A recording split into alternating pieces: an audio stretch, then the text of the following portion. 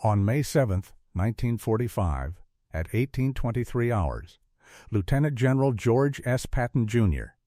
stood in the map room of his headquarters in Pilsen, Czechoslovakia, staring at a red line drawn across his operational chart. The line ran north to south through the center of Germany, cutting through towns his Third Army could reach in 48 hours. On the eastern side of that line sat Berlin, 120 miles away. Patton's lead elements were closer to the German capital than any Soviet unit.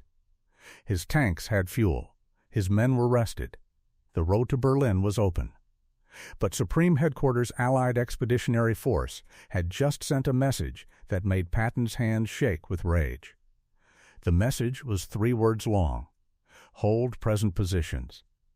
Patton had spent 11 months fighting across France, Belgium, Luxembourg, and Germany. His Third Army had liberated more territory, captured more enemy soldiers, and advanced farther than any other Allied army in Western Europe. From the breakout at Normandy in August 1944 to the drive across the Rhine in March 1945, Patton's forces had moved with a speed and aggression that German commanders called unnatural. They had relieved Bastogne during the Battle of the Bulge. They had crossed the Rhine River before Field Marshal Bernard Montgomery. They had cut through the Wehrmacht's remaining defenses like a blowtorch through ice. And now, with Berlin within reach and the war in its final hours, someone at Supreme Headquarters had decided that Patton's Third Army would not take the German capital. The order did not come from German resistance. It did not come from lack of fuel or ammunition. It came from Allied politics. And it would reshape Europe for the next 46 years.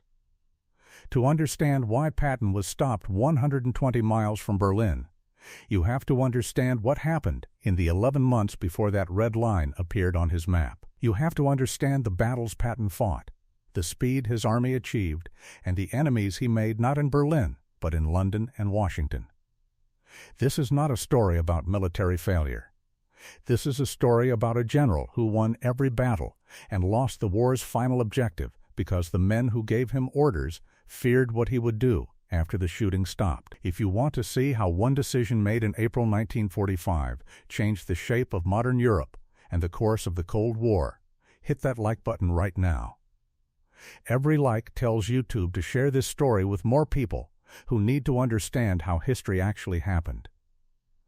And subscribe if you haven't already.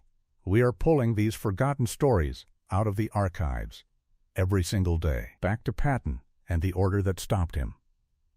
The story begins not in May 1945, but in August 1944, in the hedgerow country of Normandy, France. By early August, Allied forces had been fighting in Normandy for 2 months since the D-Day landings on June 6th. The fighting had been brutal. The Germans had fortified every field, every road, every village. American, British, and Canadian forces were making progress, but it was measured in yards, not miles. Casualties were heavy. The breakout everyone had expected after D-Day had not happened. Then, on August 1st, 1944, General Omar Bradley activated the U.S. Third Army under the command of Lieutenant General George S. Patton, Jr. Patton had been sidelined for nearly a year after slapping 2 soldiers in Sicily. Eisenhower had kept him in England as a decoy, using his reputation to convince the Germans that the real invasion would come at Calais, not Normandy. But now, with the Normandy beachhead secure and the Bulge country beginning to open up, Eisenhower needed Patton's aggression. Patton's mission was simple: exploit the gap created by Operation Cobra, Bradley's breakthrough offensive south of Saint-El, drive east, cut off German forces in Brittany, then wheel northeast toward Paris and the German border. Patton took command on August 1st. By August 10th, his Third Army had advanced 60 miles, captured 20,000 German prisoners, and reached the outskirts of Le Mans. The German commanders in France could not believe what they were seeing. American armor was supposed to move cautiously, consolidating gains, waiting for infantry support. Patton's tanks did not wait for anything. They drove through the night. They bypassed German strongpoints. They refueled on the move and kept rolling. German units that were preparing defensive positions would wake up to find American tanks already behind them. Patton's staff officers called it reconnaissance in force. The Germans called it chaos. Between August 1st and August 31st, 1944, Patton's Third Army advanced over 400 miles. They liberated most of Brittany, captured Le Mans, closed the Falaise pocket where 50,000 German soldiers were trapped, crossed the Seine River, and drove toward the German border. No army in modern military history had moved that fast across enemy territory while maintaining offensive capability. The Third Army was consuming 400,000 gallons of fuel per day. Patton's quartermasters were improvising supply lines that stretched back 300 miles to the Normandy beaches. But the fuel kept coming, and the tanks kept moving. By September 1st, Patton's forward elements had reached the Moselle River, 40 miles from the German border. Berlin was 500 miles to the northeast. The Wehrmacht was in full retreat. German commanders were sending desperate reports to Berlin, saying that no defensive line could hold against the American Third Army. And then the fuel stopped. On September 2nd, 1944, Patton received orders from Supreme Headquarters Allied Expeditionary Force. Due to supply constraints, all fuel and ammunition deliveries to the Third Army were being diverted north to support Field Marshal Bernard Montgomery's 21st Army Group. Montgomery was planning Operation Market Garden, an ambitious airborne assault designed to capture bridges across the Rhine in the Netherlands and open a direct route into northern Germany. Eisenhower had decided that Montgomery's northern thrust would receive priority for all available resources. Patton's Third Army would hold its current positions along the Moselle until supplies could be redistributed. Patton was ordered to stop. Patton did not stop. He ignored the order and continued attacking across the Moselle River with whatever fuel his supply officers could scrounge from abandoned German vehicles and sympathetic American units. His tanks rolled on fumes. His infantry walked when trucks ran out of gas. But they kept moving. By September 12th, Patton's forces had established bridgeheads across the Moselle and were preparing to assault the fortified city of Metz. Then the fuel situation became critical. Patton's tanks were literally running dry in the middle of combat operations. On September 15th, he was forced to halt offensive operations. His Third Army sat on the Moselle River, within striking distance of the German border, while thousands of gallons of fuel were being delivered 200 miles north to support Montgomery's operation. Operation Market Garden was launched on September 17, 1944. It was a disaster. The airborne assault failed to capture the bridge at Arnhem. Montgomery's ground forces could not link up with the paratroopers. Over 8,000 Allied soldiers were killed, wounded, or captured. The operation achieved none of its objectives and consumed the fuel and supplies that could have kept Patton moving toward Germany. Patton later wrote in his diary that if he had been given the fuel allocated to Market Garden, his Third Army would have been across the Rhine and into Germany by October 1st. Whether that was true is debatable. What is not debatable is that Patton's advance was stopped not by the Germans, but by Allied supply policy. The Third Army resumed offensive operations in November 1944. The fighting was brutal. The Germans had used the 2-month pause to fortify the Siegfried Line, the belt of bunkers and obstacles that ran along Germany's western border. Patton's forces fought through rain, mud, and entrenched defenders. They captured Metz on November 22nd after a month-long siege. They crossed into Germany in early December. And then, on December 16, 1944, the Germans launched their last major offensive of the war, the Battle of the Bulge. The German attack hit the U.S. First Army in the Ardennes forest, creating a bulge in the Allied line that threatened to split the American forces in two. Eisenhower called an emergency meeting at Verdun on December 19th. The situation was critical. The Germans had broken through on a 50-mile front. American units were surrounded at Bastogne. Reinforcements were needed immediately. Eisenhower asked his commanders how quickly they could respond. Patton said he could disengage 3 divisions from the Third Army's front, wheel them 90 degrees north, and attack the southern flank of the German penetration within 48 hours. The other generals in the room thought Patton was joking. You could not disengage 3 divisions in the middle of combat operations, move them 100 miles in winter weather, and launch a coordinated attack in 48 hours. Patton was not joking. On December 22nd, 72 hours after the meeting at Verdun, Patton's 4th Armored Division smashed into the German lines south of Bastogne. By December 26th, they had broken through and relieved the surrounded 101st Airborne Division.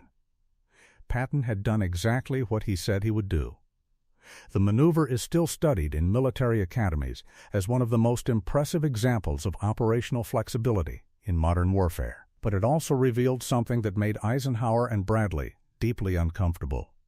Patton could move his army faster and more aggressively than any other Allied commander. And that made him unpredictable. The Battle of the Bulge ended in late January 1945. The Germans had failed to split the Allied forces or recapture Antwerp. They had suffered 100,000 casualties and lost most of their remaining armor. The Wehrmacht was broken. The Allies prepared for the final push into Germany. Montgomery planned a massive set-piece assault across the Rhine in the north. Bradley's 12th Army Group would cross in the center. Patton's 3rd Army would support from the south. That was the plan. Patton had other ideas. On the night of March 22, 1945, elements of Patton's 5th Infantry Division crossed the Rhine River near Oppenheim using assault boats. They did it without air support, without a massive artillery barrage, and without asking permission from Supreme Headquarters.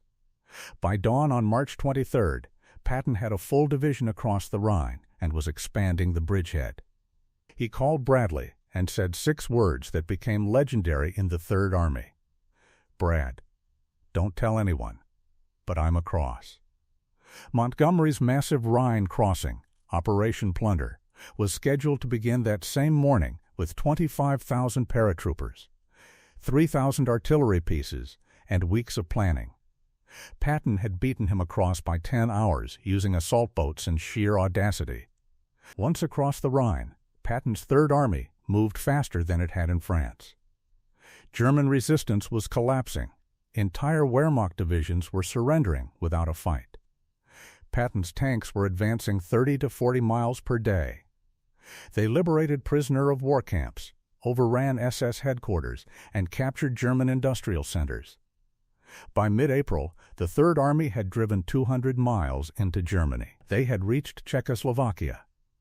They were approaching the Elbe River, the agreed-upon demarcation line where American and Soviet forces would meet, and Berlin was 120 miles to the northeast. Patton requested permission to continue the advance.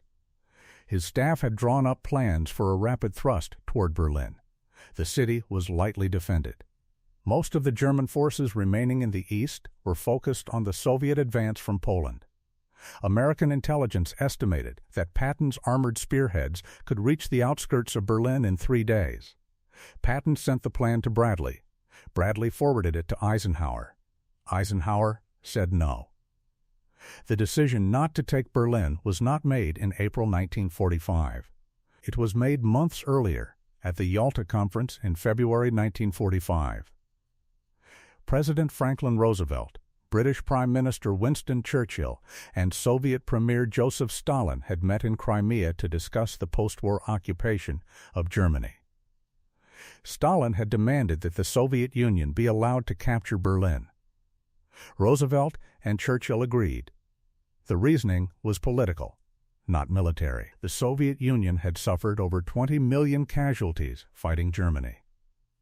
Stalin wanted Berlin as proof that the Red Army had won the war in Europe.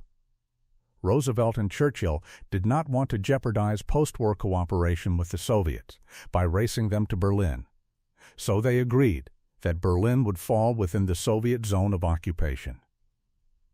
The military commanders were not consulted. When Eisenhower received Patton's request to advance on Berlin, he was bound by the agreements made at Yalta. He was also bound by his own strategic assessment. Eisenhower believed that capturing Berlin would cost 100,000 American casualties. He did not believe the city had military value. The German government was collapsing. Hitler was trapped in his bunker. The war would end whether the Americans took Berlin or the Soviets did. Eisenhower decided that American lives should not be spent on a symbolic objective. On April 15, 1945, he sent a message to the Soviet High Command informing them that Allied forces would halt at the Elbe River and allow the Red Army to take Berlin. Patton was not informed of the Yalta agreements. He was not told that Berlin had been promised to the Soviets. He was simply ordered to halt at the Elbe. When he received the order, he assumed it was temporary. He continued moving his forces into position for a final advance.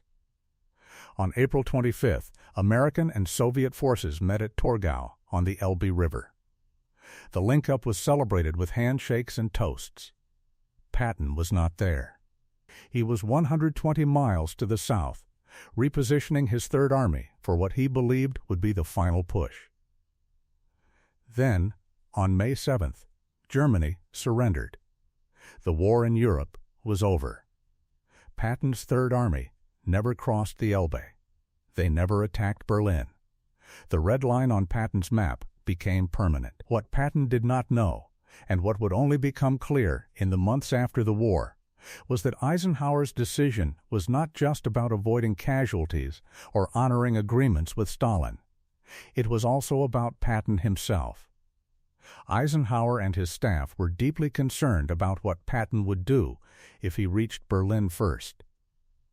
Patton had made his views on the Soviet Union very clear. He believed that the Soviets were a greater long-term threat than Germany. He had stated publicly that the United States should ally with the remnants of the Wehrmacht and attack the Red Army before they consolidated control over Eastern Europe.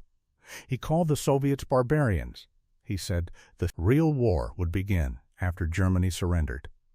Eisenhower knew that if Patton reached Berlin, there was a real possibility that he would provoke a confrontation with Soviet forces.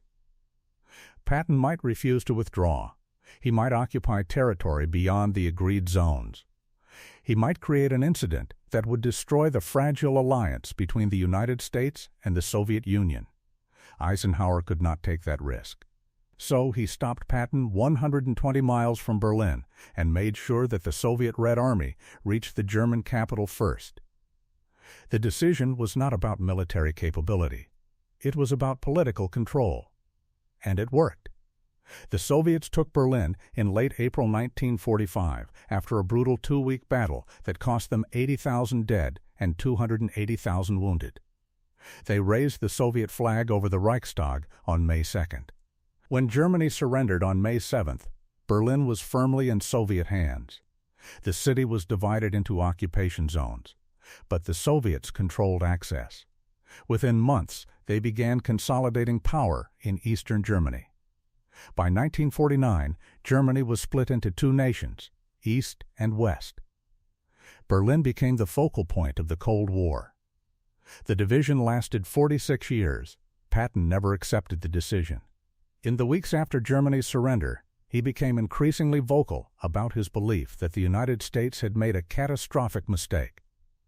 He argued that American forces should have taken Berlin, Vienna, and Prague. He said that stopping at the Elbe had handed Eastern Europe to Stalin. He advocated for a preemptive war against the Soviet Union while American forces were still mobilized and the Soviets were exhausted. His statements created a firestorm. The press called him reckless. Politicians demanded his removal. Eisenhower reassigned him to command a paper army in Bavaria. On December 9, 1945, Patton was seriously injured in a car accident near Mannheim, Germany. He died 12 days later, on December 21, 1945. He was 60 years old. Some historians believe the accident was not an accident. There is no conclusive evidence either way. What is certain is that Patton died believing that he had been stopped from winning the peace after winning the war. The question of whether Patton should have been allowed to advance on Berlin has been debated for 80 years. Military historians argue both sides. Those who support Eisenhower's decision point to several factors. First, the Yalta agreements were binding. Roosevelt and Churchill had promised Stalin that Berlin would be in the Soviet zone. Breaking that promise would have destroyed Allied unity at a critical moment. Second, the casualties would have been significant. Berlin was a city of 4 million people with extensive fortifications. Even with light German resistance, street fighting would have been brutal. Eisenhower's estimate of 100,000 casualties was not unreasonable. Third, Berlin had no strategic value. The German government was collapsing. Capturing the city would not have shortened the war or changed the outcome. It would have been a symbolic victory purchased with American lives. Those who argue that Patton should have been allowed to advance point to different factors. First, the Yalta agreements were made without understanding the true intentions of the Soviet Union. By April 1945, it was becoming clear that Stalin had no intention of allowing free elections in Poland or respecting the sovereignty of Eastern European nations. If American forces had reached Berlin first, the post-war negotiations would have been conducted from a position of strength, not weakness. Second, Patton's advance would not have cost 100,000 casualties. His Third Army was not planning a frontal assault on Berlin. They would have encircled the city, cut off remaining German forces, and negotiated a surrender. The brutal street fighting that the Soviets experienced was the result of Soviet tactics, not the inherent difficulty of capturing the city. Third, Berlin had immense political value. The capital of Nazi Germany was the ultimate symbol of victory. Whoever controlled Berlin would control the narrative of how the war ended and who won it. But the debate over military strategy misses the deeper issue. The decision to stop Patton was not made because Eisenhower believed the Soviets could take Berlin more efficiently. It was made because Eisenhower and the political leadership in Washington and London had decided that maintaining the alliance with Stalin was more important than territorial gains in Germany. They believed that post-war cooperation with the Soviet Union was essential for creating a stable peace. They believed that the United Nations could manage disputes between the Allies. They believed that Stalin could be trusted to honor his commitments. They were wrong about all of it. Within 2 years of Germany's surrender, the wartime alliance had collapsed. Stalin imposed communist governments across Eastern Europe. He blockaded Berlin in 1948, forcing the United States to organize the Berlin Airlift. He supported communist movements in Greece, Turkey, and Korea. The Cold War began not because of anything the Western Allies did after the war, but because Stalin had always intended to dominate Eastern Europe. The Yalta agreements did not create cooperation. They created the conditions for 46 years of division, and the decision to stop Patton at the Elbe meant that when the division came, the line ran through the heart of Germany. It is impossible to know what would have happened if Patton had been allowed to advance on Berlin. Would the Cold War have been shorter? Would Eastern Europe have been spared Soviet domination? Would Germany have been reunified sooner? These are unanswerable questions. What is certain is that the decision changed the shape of Europe. The line drawn in April 1945 became the Iron Curtain. The territories conceded to Stalin became prison states for 2 generations. And the man who could have reached Berlin first was ordered to hold his position while history was decided by someone else. Patton understood what was happening. In his final months, he wrote extensively about the mistake he believed was being made. He argued that the United States had defeated the wrong enemy. He said that Germany, for all its crimes, was not the long-term threat to Western civilization. That threat was the Soviet Union, and it was being handed control of half of Europe by leaders who did not understand what they were doing. Patton's views were extreme. His proposed solution, a war against the Soviet Union in 1945, was unthinkable. The American public wanted demobilization, not another war. The soldiers wanted to go home.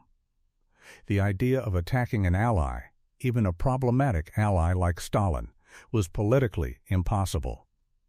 But Patton's diagnosis of the problem was accurate. The Soviet Union was not going to be a partner in peace, and the decision to prioritize alliance unity over strategic positioning meant that when Stalin revealed his true intentions, the Western Allies had no leverage. The Third Army was deactivated in October 1945. Patton's staff officers returned to civilian life or were reassigned to occupation duties. The tanks that had rolled across France and Germany were mothballed or scrapped. The maps that showed Patton's proposed advance on Berlin were filed away in archives. For decades, they remained classified. When they were finally released, they showed what Patton had been planning. His Third Army would have crossed the Elbe on April 20th. They would have bypassed German resistance and driven straight for the Berlin suburbs.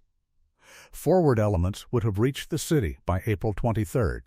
The bulk of the Third Army would have arrived by April 25th. Soviet forces did not enter Berlin until April 21st and did not reach the city center until April 26th.